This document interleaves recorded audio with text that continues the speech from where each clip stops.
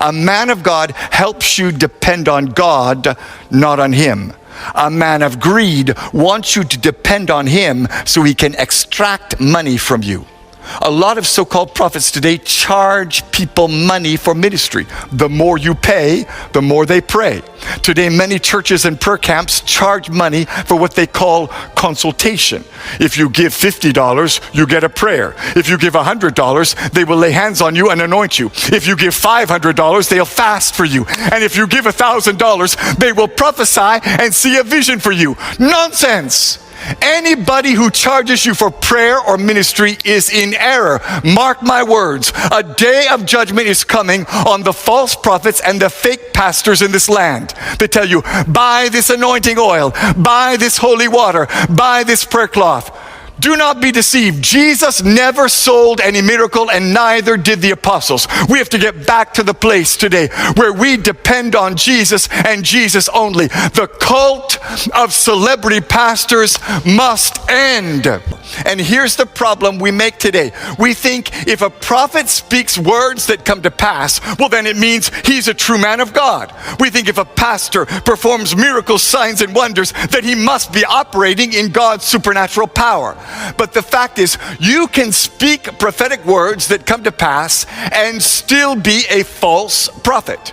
You can perform miracles, signs, and wonders and still not operate in God's power. Because this is so important, let me emphasize it and say it again. Deception is not just wrong words, it's also a wrong lifestyle. A false prophet may have the right words and even predict things correctly, but if he has a wrong life, he is a false prophet. There's a pastor in Tanzania who said, because I'm anointed, my feet cannot touch the ground while I'm preaching. He stood on top of his members while he preached. What is that? Nonsense.